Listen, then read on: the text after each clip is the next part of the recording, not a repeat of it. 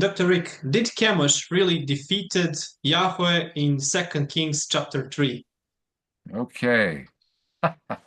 Yes. No, I don't want to say that he did. I was just going to say, yes, this is a big question, and a lot of people have a lot of discussion about it.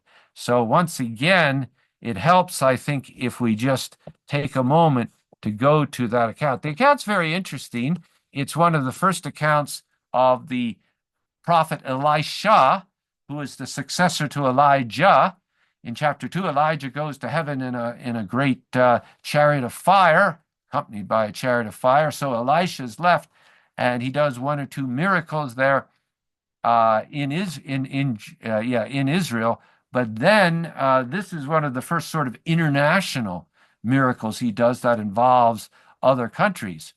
And what happens is the northern kingdom of Israel and the southern kingdom of Judah and the kingdom of Edom, the Edomites, are all brought together in a coalition to fight against Moab. Moab is the country east of the Dead Sea in what is today the country of Jordan.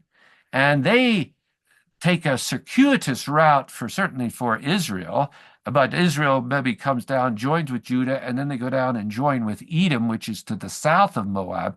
So they're approaching Moab from the south, from southeast of the Dead Sea, kind of, and they're coming up, and they begin, and they have all kinds of victory against them. And Elisha prophesies this ahead of time, and so it goes.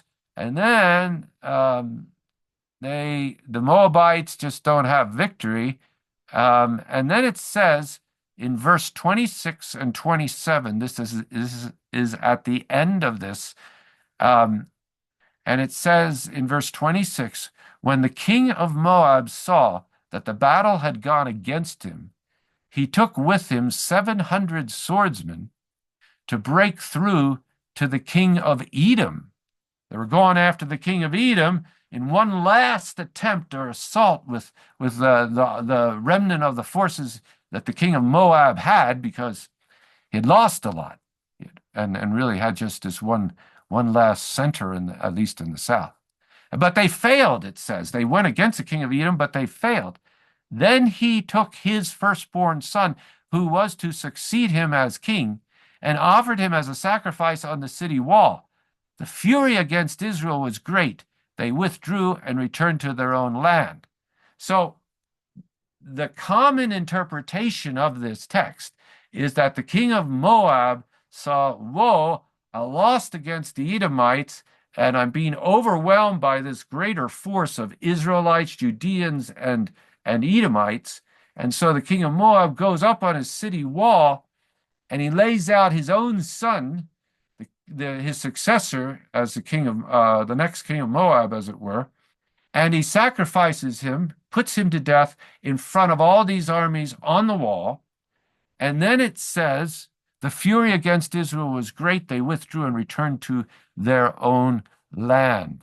And so many people understand this as somehow the God that the king of Moab worshipped, who was a god named Chemosh, that Chemosh was a real god in this story and responded and got so angry that the other leaders just gave up.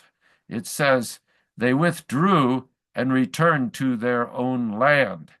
And the Edomites went back to their land, and the Israelites and Judeans went back to their land, so that the Lord God of Israel and Judah, sometimes called Yahweh, this God was not strong enough. Chemosh was stronger, and the Israelites and Judeans feared that.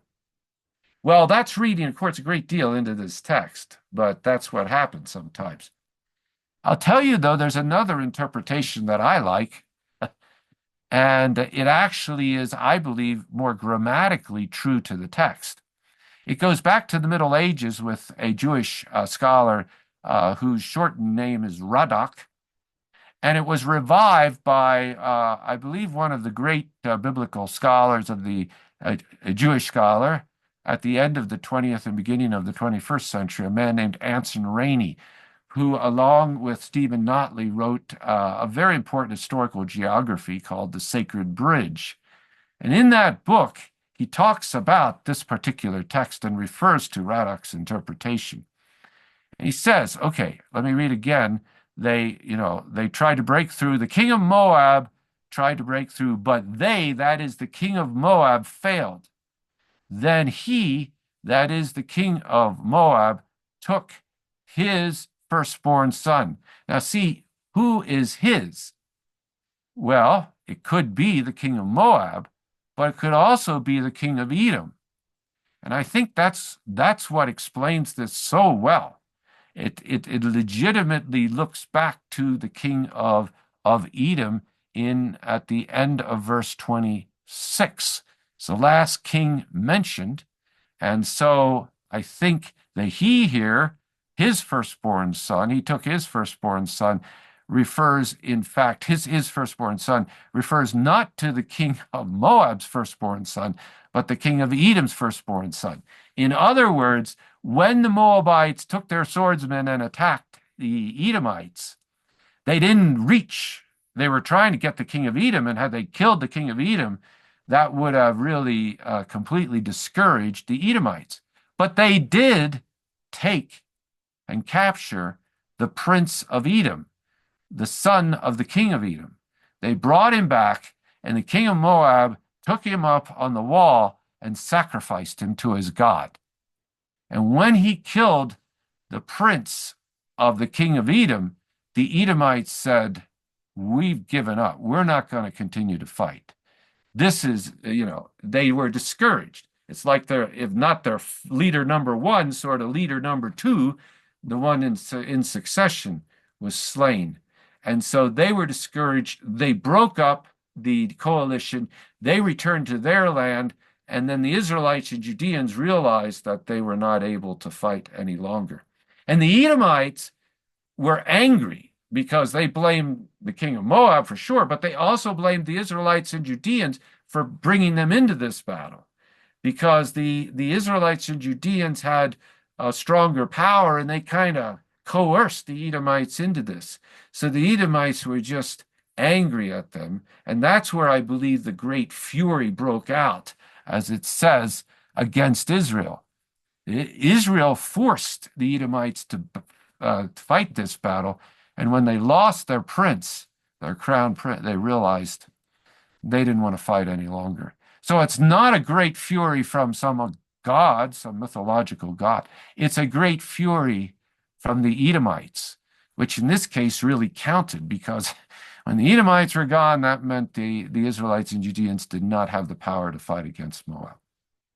So my take on that passage.